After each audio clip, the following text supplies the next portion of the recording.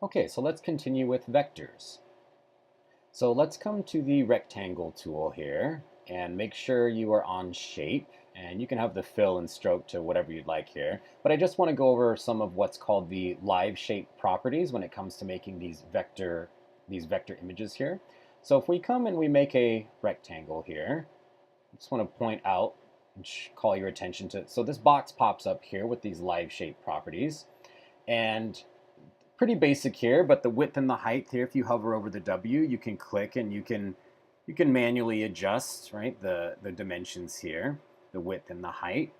And then you can also adjust the X and the Y positioning of where this rectangle is in your picture plane. So nothing too special there.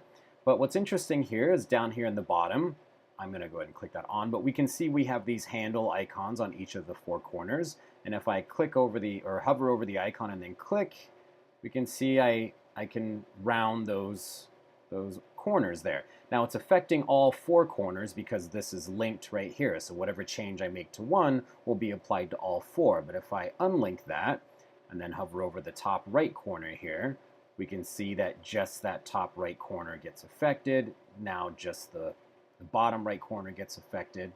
Okay, so you can make adjustments to the corners there, which is pretty cool. And let's see. The other thing that we can do here is, because we're dealing with paths, right, rather than pixels here, I'll talk more about that as we get to it, but each of these shapes is defined by these anchor points, right? These four corners are determining what this vector square is going to look like, whether it's a really small surface or a really large surface, right? These points are really important. But I can, if I wanted to, I'm going to go ahead and hold Option, and I'm going to just copy a couple of these here. And one cool thing you can do is, if I select all of these here, all three of these in here, and if I come to my path selection tool, right? So it's underneath the type tool. If you click and hold, you have path selection tool, direct selection tool, and I'll go over a bit more on these in the next section with paths. But if you're on path selection tool and you hover over one of these squares, just go ahead and click, and you'll see it brings up the path, right? And I can move this around, and right. But if I hold Shift and click on the next square and the next square, I have the paths of each of my three rectangles. And here I could come up, and if I make an adjustment, right, I'm making the adjustment to all three, right? I can play with all three of them simultaneously as long as I have them all selected here, and as long as I have all of the paths selected here, then I can make adjustments to all of them. And this is, you could do this with as many as you want. Okay? And remember, these points are really important. These points are what determine that image quality for the vector, right? No matter if we're going large or small, these points and these distances and the relationships will always provide the information that the computer needs to render these images. So the other thing we can do here is, if we go to Direct Selection Tool, and I'm just going to click, and so notice when the anchor points are white, they're not selected, but if I hover over and click, they turn filled in blue. I'll just zoom in here a little bit so we can see that. So again, I'm on my Direct Selection Tool. So what this is going to do is, this lets me make adjustments to the shape by just manipulating one of these anchor points, but you could also click and drag and get all three, or if you just wanted the bottom two, you can click and drag, but you can select multiples here. But once I make an adjustment here and change this, it's going to tell me that it has to turn it into a regular path now and no longer a live shape. So if you hit OK, notice all of the information here is gone. There are no more live shape properties. So I'll just Command Z so you can see that. So right now it's still a live shape. I can adjust everything and the width and the height, but as soon as I take it off of this this shape and I adjust one of these anchor points individually, it asks me, we have to turn this into a regular path. Do you want to continue? And then once I hit yes, all of these options will disappear. So I no longer have live shape properties, but if I click here on this second one and the first one, I still have those, but once I come here, those properties disappear. Okay? So moving forward here. So these are the shape options, and with our shape, so we can, just like we've learned with these selection tools, with these shapes, we can do several things here. We can, right now I'm set on new layer. So every time I make a shape, notice in the bottom right hand corner, a new layer is appearing, right? So rectangle 6, rectangle 7, rectangle 8, right? But I could also come to combine shapes, and now every time I make a new shape, notice I'm still on rectangle 8, right? So everything is on, all of these shapes are still on the same layer, right? And again, I'm on combined shapes. So if I kind of overlap into some of these, we can see that you'll always see that path, right? The blue perimeter, the path is still always visible to you, but paths don't exist as far as if I were to print this image out, I would not see these blue boxes, right? I would just see the black. But the interesting thing that you can do here is if you have paths that are all on the same layer, so again, if I come back to my path selection tool, and if I hold Shift and I just kind of click on all of these paths that were on that layer 8, I'm actually not sure where they are, but we have some things we can play around with up top here as far as alignment goes. As long as you're on the same layer and you have all of those paths selected, you could align these shapes to a left, center, or right justification, or a top, middle, or bottom justification. So just little handy things that you can do there. And I'm going to go ahead and let me delete all of these. Oops. Let me delete all of this stuff here. Okay. Okay. Let's see. So I'll come back to my rectangle tool. And again, so if I'm, for example, if I'm trying to, build a more complex shape, I could come in, and as long as I'm on combined shapes, then I could change between these different tools, and I could add to, right? And then remember, subtract, right? I could subtract from shapes, right? I could have the intersections, right? If I come down here, it would just be the intersection. So again, recall from our rectangular marquee tool, right? The same types of things when it comes to making your selections apply to when you're making your shapes as well here too, okay? So I keep talking about shapes and paths, and I think it's probably important that I actually discuss what a path is. So in this upper left-hand corner here, we have our shapes, and then if we come to path, notice our options disappear. So when I'm on shape is essentially a vector image that we can fill and stroke, right? But a path, think of a path as a ghost of an image. It doesn't actually exist, right? So it doesn't, if I create a path now of the square, notice there's nothing to fill in, right? There's no stroke, there's no fill, and nothing even exists right here. What you have to do is you actually have to come to paths. So we have layers, channels, paths, and if you come to paths, this is where it identifies this path, right? So this is where, this tab is where you're going to come to do things that are particular to paths. Now, paths and shapes are both vectors. They're both the same thing. They're non-rasterized, resolution-independent images. But the path is where you can do things like, I'm going to close this here, and I'm going to actually, okay, I'm going to delete this, and let's see, I'm going to come to the custom shape tool, and I'm still on path, okay, and I just want to show you some of the benefits of what a path can do. So I'll just keep this shape. You can kind of go through this and pick any one you'd like, but I'll keep this shape here, and I'm on path. And here we go. I'm gonna show you why paths can be beneficial. Okay.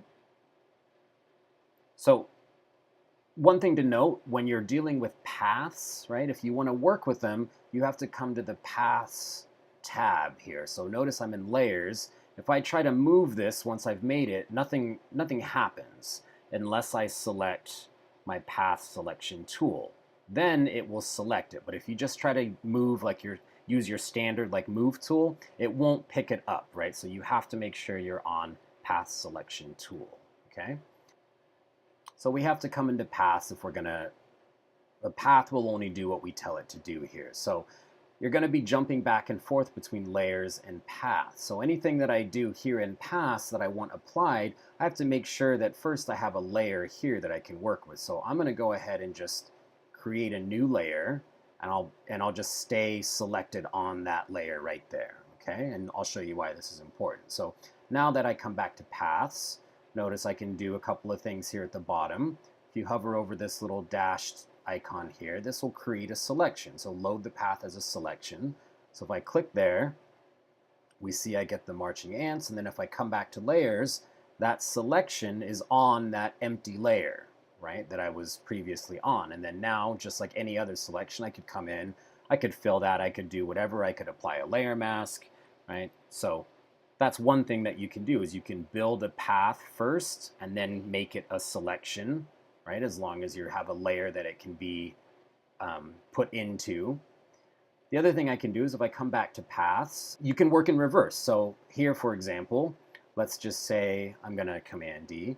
The other thing I could do is so what I just did is I created a selection from a path, but what I could also do is I could create a path from a selection. So if here's my lasso tool, okay, and I just make here's my selection, and then what I could do is I could come into paths, and then this icon here at the bottom, right here, right in the middle, make a work path from a selection. So if I click here, now this becomes a path, right? And because it's a path, notice it has these anchor points on there. So if I come back to here, and if I come to my direct selection tool, and if I just click, you see that, notice they're all white points, but if I click and drag, I can now adjust each of these independently, and the curves. When we get into the pen tool, I'll talk a little bit more about these curves here, but just know that these the circles will swivel that anchor point, and you can manipulate this path however you'd like. And then when you're done, I'll show you something cool you can do. So we have our work path that we've now been playing with. And then if I wanted to apply a stroke, so right now, like I said, so the path doesn't exist. If I come back into layers, right, if I printed the screen, there's nothing here, right, because I haven't specified what I want this path to do, or what Photoshop is supposed to do with this path. So it's pretty much as if, notice even though I hit the eye, it's still going to show me what that path is, but there's essentially nothing here, right? But I'll come back to path here. And one thing we can do is if you come to your brush tool, right, and let's just designate, here's a brush that I was kind of playing with, right? So we select a brush, and then in our work path here, down at the bottom, this circle right here, this will create a stroke on that path. So if I click there, basically Photoshop will read that path and it will apply the brush stroke that I had just selected, okay, onto that path. And then if I come back to layers, notice I've kept myself on that blank layer, right? So now this layer contains this stroke. So if I go to move this, it's going to move the stroke, but the path is going to stay right where it is, right? And again, to move that path, I would have to come to my path selection tool and then move that path. But notice the path and that stroke are completely independent from each other, right? Photoshop just used the path to apply the stroke, but they're not connected. And you should also note that anytime you make any change, or anytime you make any marks or edit a path where you're putting down marks, those marks get put down as raster-based marks, as pixelated marks, okay? So while the path is a vector, once you apply a stroke to it, the stroke with the graphic actually is a rasterized image here. The last thing, which you guys are already familiar with, but again, I kind of showed you a little bit of this in that first video. If I select this to pixels, right? This should be very familiar to you. We've all been doing this. We've been working with these raster-based images, but notice there's no anchor points, there's nothing to manipulate here. So once I make a pixel image of a custom shape, you're essentially locked, right? Your resolution, right? You can't make any adjustments or changes to it. So, and these last tools here, so we went over the smart or the live shape functions. These bottom ones, the polygonal tool and the line tool, they don't have live shape options, but if you were to adjust your polygon here, the sides is where you would change that. So if we're working with a triangle or a pentagram, and these would operate the same way. So right now that's a pixel. I could come up to path. Here I have a path. And then if I come to shape, right, here's my shape. So notice the path disappeared, right? But if I come here, it's there, right? I just don't see it because, again, there's no information there. So from that work path, again, remember, I can make it a selection, right? And then once I come back to layers, then I can fill or do whatever, okay? And then from the selection, remember, I can also make a work path, okay? And then if I wanted to move it, right, I have to select my path selection tool. I'll move that down.